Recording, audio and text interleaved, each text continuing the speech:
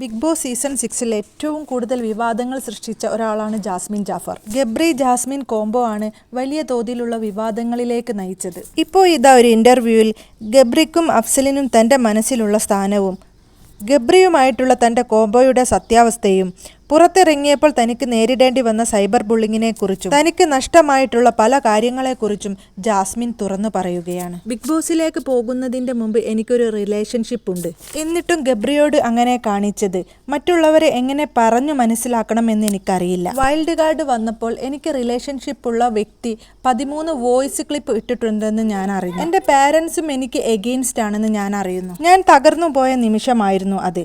അവിടെ നിന്നാണ് സർവൈവ് ചെയ്യുന്നത്. എനിക്ക് കൈപിടിക്കാനും എന്നെ സമാധാനിപ്പിക്കാനും ഒരാൾ, എന്ത് വന്നാലും ഞാനുണ്ട് എന്ന് പറയുന്ന ഒരാൾ, അതാണ് ഗബ്രി. എനിക്ക് ഗബ്രിയോട് പ്രണയമാണോ എന്ന് ചോദിച്ചാൽ എനിക്കറിയില്ല. പുറത്ത് എന്നെക്കുറിച്ച് പറയുന്നവർ എൻ്റെ നന്മയോർത്തിട്ടോ എന്നോടുള്ള സ്നേഹം കൊണ്ടോ അല്ല. എന്നെ തകർക്കണം, എന്നെ ഒന്ന് കുത്തണം, ആ ഒരൊറ്റ ഉദ്ദേശത്തോടു കൂടിയാണ് അവർ അങ്ങനെയൊക്കെ പറയുന്നത്. അത്ത എന്നെ വിളിച്ച് ബ്ലോക്ക് ഉണ്ടെന്ന് പറഞ്ഞു. അവസാനം സൗണ്ട് ഇടറിക്കൊണ്ട് ചിന്നു ഒറ്റക്ക് കളിക്ക് മോളെ എന്ന് പറഞ്ഞു. അച്ഛൻ്റെയും അമ്മയുടെയും സൗണ്ട് മാറുമ്പോൾ നമ്മൾക്ക് തിരിച്ചറിയാൻ സാധിക്കും. ആ വാക്കുകളിൽ എനിക്ക് ഒരുപാട് കാര്യങ്ങൾ തിരിച്ചറിയാൻ കഴിഞ്ഞു.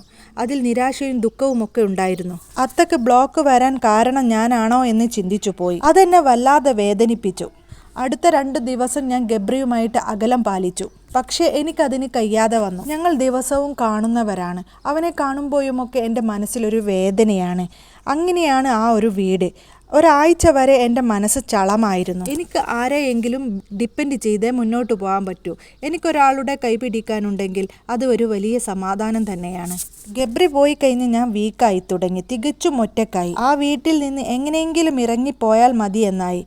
3 മാസത്തെ കാര്യമല്ലേയുള്ളൂ എന്ന് എല്ലാവരും പറയും. അവിടെ ഒരു ദിവസം തള്ളി നീക്കണമെങ്കിൽ അത്രക്ക് പാടാണ്. 3 മാസം എന്നത് എനിക്ക് 1.5 വർഷം പോലെയാണ്. എനിക്ക് ഗബ്രി പോയപ്പോൾ പിന്നെ അവൻ്റെ മാലയും ഫോട്ടോയുമാണ് ആശ്വാസമായത്. എനിക്ക് എപ്പോഴും കൈ പിടിക്കാൻ ഒരാൾ വേണം.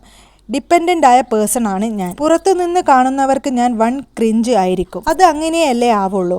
എനിക്കതൊരു ഹോൾഡാണ്. ഉമ്മയുടെയും ഉപ്പയുടെയും ഫോട്ടോ അടുത്തുണ്ടല്ലോ, നിനക്ക് അവരോട് സംസാരിച്ചാൽ പോരെ എന്ന് എല്ലാവരും എന്നോട് ചോദിച്ചു. അത് ബിഗ് ബോസ് കട്ട് ചെയ്യുന്നത് നമ്മൾ അറിയുന്നില്ലല്ലോ.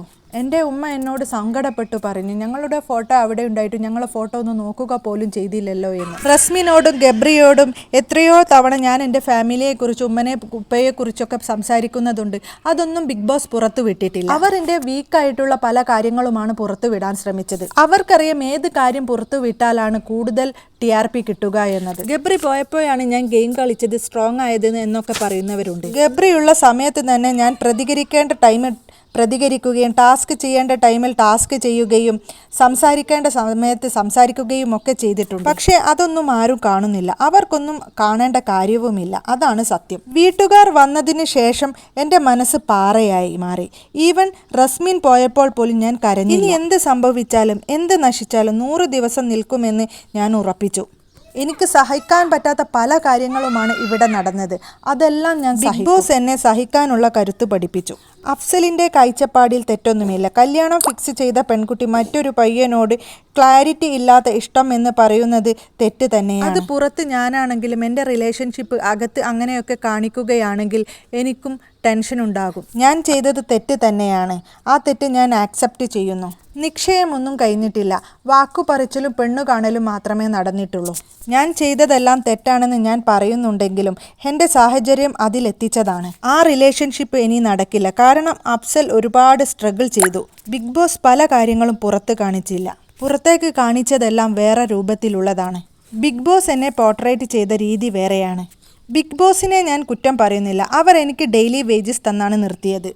ഞാൻ സ്നേഹിച്ചവരുടെയും വിശ്വസിച്ചവരുടെയും അല്ലാത്തവരുടെയും മാനിപ്പുലേഷൻ്റെ ഭാഗമായി അവരുടെ ബെനഫിറ്റിനു വേണ്ടി, പണത്തിനു വേണ്ടി എന്നെ മാത്രമല്ല അഫ്സലിനെയും വീട്ടുകാരെയും വരെ അവർ ഒരുപാട് ഉപയോഗിച്ചു. ഉള്ളതും ഇല്ലാത്തതുമായ പല കാര്യങ്ങൾ അവൾ കെട്ടിച്ചമച്ചു.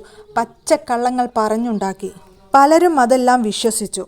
ഇത്രയും കാര്യങ്ങൾ ഇവിടെ നടന്നില്ലായിരുന്നു എങ്കിൽ കാല് പിടിച്ചെങ്കിലും ഞാൻ അവനെ കാര്യം പറഞ്ഞു മനസ്സിലാക്കുമായിരുന്നു. പക്ഷെ അവിടെയൊന്നും അവർ നിർത്തിയില്ല. എൻ്റെ ഉപ്പയും ഉമ്മയും ബിഗ് ബോസിലേക്ക് എൻട്രി ചെയ്യുന്നതിൻ്റെ തൊട്ടു മുമ്പ് അഫ്സലിനോട് ചോദിച്ചു, നിൻ്റെ പേര് അവിടെ പറയട്ടെ എന്ന്. പറഞ്ഞോളൂ എന്ന് പറഞ്ഞ വ്യക്തിയാണ് അതുകൊണ്ടാണ് ടെഡിബിയർ അത്ത കൊണ്ടുവന്നതും അഫ്സലിനെ കുറിച്ച് അവിടെ പറഞ്ഞതും. പക്ഷെ അതും ഒരു വിവാദമായി. അഫ്സലിന് വലിയൊരു സൈബർ അറ്റാക്ക് ഉണ്ടായി. അതിൻ്റെ ഫലമായി എനിക്ക് എഗെയിൻസ്റ്റ് ആയിട്ടുള്ള വീഡിയോ ചെയ്യേണ്ടി വന്നു. എൻ്റെ പല പേഴ്സണൽ ചാറ്റുകളും പുറത്തിടേണ്ടി വന്നു. ഞാൻ വരുന്നതുവരെ കാത്തു നിൽക്കാത്ത എൻ്റെ പേഴ്സണൽ ചാറ്റ് പോലും പുറത്തുവിട്ട അങ്ങനെയുള്ള ഒരാളെ എനിക്കിനി വേണ്ട. എൻ്റെ യൂട്യൂബ് ചാനലും ഇൻസ്റ്റാഗ്രാമും ഞാൻ അഫ്സലിനെ ഏൽപ്പിച്ചാണ് പോയത്. അതവൻ ഓപ്പൺ ചെയ്യാതെ അത് മരവിച്ചു പോയിരുന്നു. ഞാൻ പുറത്തെത്തി അവനെ വിളിച്ചിട്ട് കിട്ടിയില്ല. അവനെ ഫ്രണ്ടിനെ വിളിച്ചു പറഞ്ഞു. അത് തരാൻ സൗകര്യമാകുമ്പോൾ തരുമെന്നാണ് അവൾ പറഞ്ഞത്. എൻ്റെ അന്നമാണ്, വരുമാനമാണ് അത്. അതുകൊണ്ടാണ് ഞാൻ പോലീസ് കേസ് കൊടുത്തത്. കേസ് കൊടുത്തപ്പോൾ തന്നെ അവർ തിരിച്ചു തരികയും ചെയ്തു. ഒരു 5-6 പേർ എന്നോട് ചെയ്തത് ചതിയാണ്. എൻ്റെ ജീവിതം തന്നെ തകർക്കാനുള്ള, ജീവിതം തന്നെ ഇല്ലാതാക്കാനുള്ള ചതിയാണ് ചെയ്തത്. അതും എനിക്ക് വിശ്വാസമുള്ള എൻ്റെ കൂടെയുള്ളവർ. മറ്റുള്ളവരുടെ കാര്യം പോട്ടെ, അവർക്ക് പണമുണ്ടാക്കാൻ ഒരു വഴി ഞാനായിരിക്കും.